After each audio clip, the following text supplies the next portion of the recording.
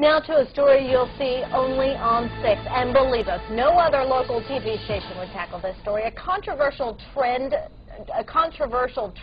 forecaster tells ABC 6 we are on the verge of a massive economic collapse. I said the same thing when we spoke to him last year, and although some people believe we have avoided that collapse and are on the road to recovery, Gerald Celente definitely does not. It did collapse. It collapsed in March of 2009. The world equity markets collapsed.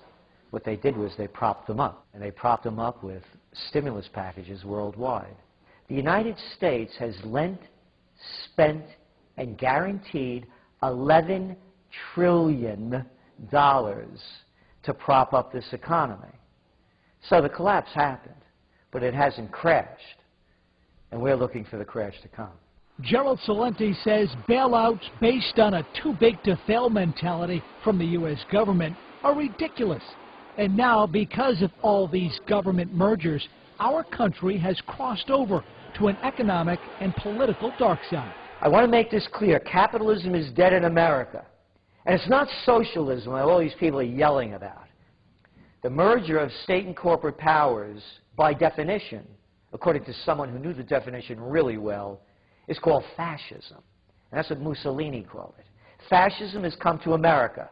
In Celente's view, America was a true egalitarian nation when the country was about Main Street, mom and pops, and family farms, instead of big boxes, Wall Street, and factory farms. And now that we've gotten away from the good old days, it's not if the U.S. economy collapses, but when. He thinks it'll happen before 2012. How long does the economy in America have? The economy in America is also going to be affected by what's going on in the global economy. And we're very concerned about what's going on in Europe, particularly with Greece.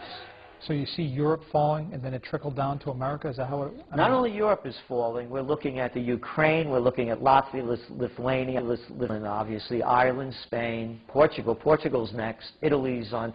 France, UK. The UK has a...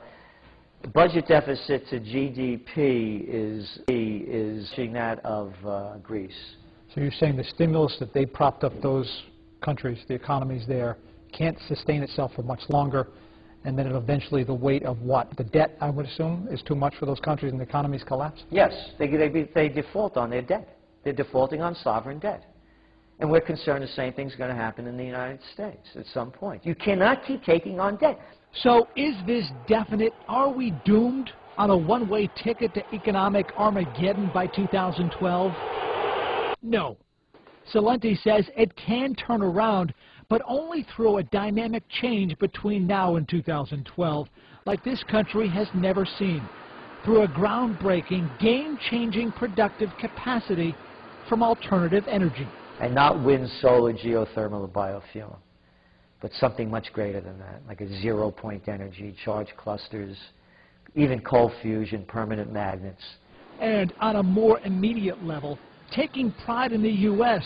and making an all-out effort to buy American. America needs to make its own. You have a company in America, jeans, shoes, shirts, computers, cameras, and you stamp a real label on there, made in America. You think people will buy it? Of course they will. We don't have to buy from China. So there is a glimmer of hope, but Celente is also predicting a bank holiday to stop a run on the banks, a 9/11-style attack on the U.S., and a U.S.-led global war sparked by an incident with Pakistan or Iran.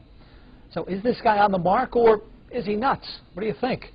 In just a moment, Rhode Island's own leading economist weighs in on Mr. Celente's dire forecast.